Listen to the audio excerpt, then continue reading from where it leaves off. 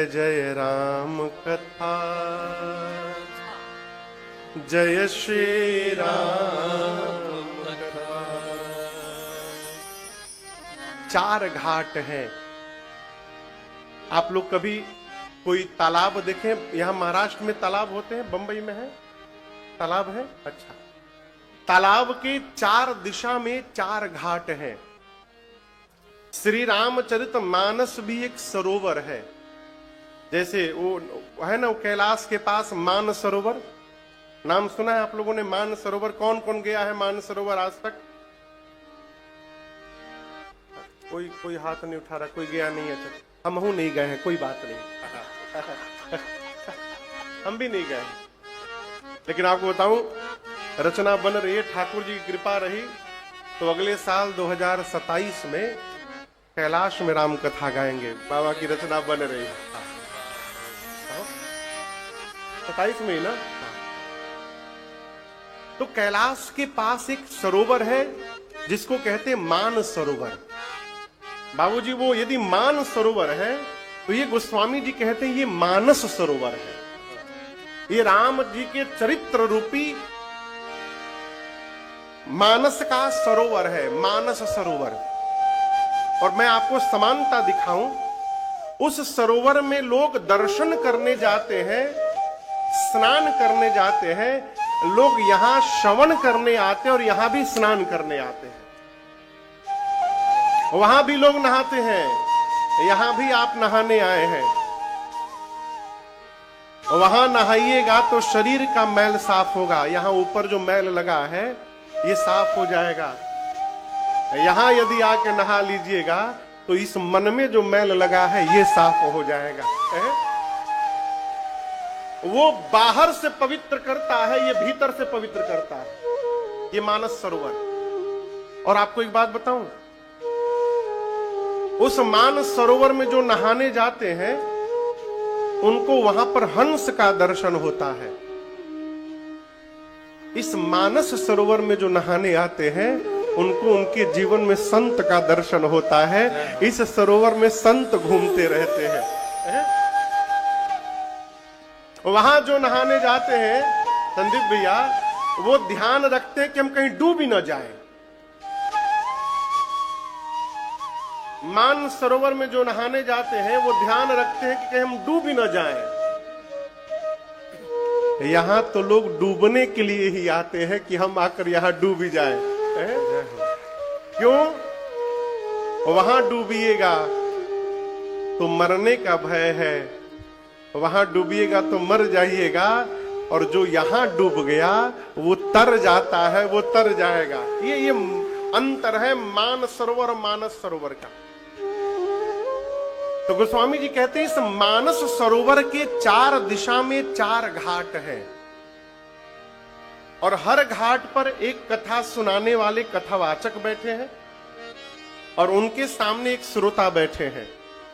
और हर घाट का अपना एक विशेष नाम है। जैसे इस ग्राउंड का क्या नाम है? लक्ष्मी सरस्वती ग्राउंड। हाँ, आपको एक बात बताऊं, पूज्य बाबूजी की माता जी का भी नाम सरस्वती देवी था, है। हाँ, तो आप ये मान के रखिए कि मां की गोद में ही बैठकर हम और आप ही कथा गा रहे हैं, सुन रहे हैं। जय हो। उनके आशीर्वाद रूपी छाया में ही बैठ के सब हो रहा है। तो इस ग्राउंड का नाम है लक्ष्मी सरस्वती ग्राउंड। उसी प्रकार मानस में जो 4 घाट हैं, हर घाट का अपना एक एक नामकरण है। मैं आपको एक एक घाट से लेके चल रहा हूं। सबसे पहला जो घाट है वो काशी जी में 80 घाट है। यहां काशी का कोई है? काशी का, बनारस के? अच्छा, बहुते लोग हैं हो। और जौनपुर काशी सब एक ही मान के रहिए। हाँ, जौनपुर के कितने लोग हैं? आप लोग बंबई के नाम बदल के जौनपुर 2 करिए अब। काशी जी में घाट है जिसका नाम है 80 घाट। उसी घाट पर बैठकर गोस्वामी तुलसीदास जी इस कथा को गा रहे हैं। और सुन कौन रहा है? तो गोस्वामी जी तो घोषणा कर रहे हैं कि मैं अपने मन को सुना रहा हूं। स्वांतः सुखाय तुलसी रघुनाथ गाथा भाषा निबंध मति मंजुल मातनोति। तो गोस्वामी जी कहते हैं कि मैं अपने को सुना रहा हूं। तो गोस्वामी जी का मन श्रोता है, नहीं तो मान लीजिए सामने गंगा जी बह रही है, गंगा जी श्रोता है, और ये भी नहीं मानना है तो ये मान लीजिए कि अगल बगल के संत लोग आके सुनते होंगे। ये मानस का पहला घाट है। और गोस्वामी जी कहते हैं इस घाट का नाम है शरणागति घाट। क्या नाम है? शरणागति। जोर से बोलिए एक बार। शरणागति समझते हैं आप लोग? शरणागत होने का अर्थ है आत्मसमर्पण कर देना। कैसे समर्पण कर देना, मैं आपको उदाहरण दे रहा हूं। जिस मां के पास 1 साल का छोटा बच्चा होगा ना, बेटा चाहे बेटी, वो अपने मां के पास पूर्ण रूप से शरणागत रहता है। यदि मैया को यहां से बंबई से यदि कहीं और जाना हो, मान लीजिए काशी ही जाना हो बंबई से, तो बच्चा मां से ये नहीं कहता कि मां हमारा कपड़ा रख लेना, मेरा पाउडर रख लेना, साबुन रख लेना, तेल रख लेना, कुछ नहीं बोलता। वो पूर्ण रूप से मां पर आश्रित है। और उसका परिणाम क्या है? मां अपना सामान भले भूल जाए, उस बच्चे का सामान नहीं भूलती है। ये शरणागति भाव का परिणाम है। गोस्वामी तुलसीदास जी मानस के शरणागति घाट के वक्ता हैं। ये नामकरण कैसे पड़ा आप सुनिएगा, पढ़िएगा। जब जब गोस्वामी जी ने मुख खोला है, एक ही बात कहा है कि भगवान की शरण में चलिए। कहां चलिए? भगवान की शरण में। और हम आपको एक बात बतावें, 100 बीमारी की एक दवाई है आत्मसमर्पण कर देना। भगवान के सामने बहुत जानकार बनना ही समस्या को जन्म देता है। आत्मनिवेदन करिए, प्रभु हम अच्छे हैं चाहे बुरे हैं आपके, हमको कुछ आता होता नहीं है ना, आज से हम आपकी शरण में आ गए हैं। संतों के मुख से एक बात मैंने सुनी है, वाल्मीकि रामायण का एक प्रसंग है। बाबूजी,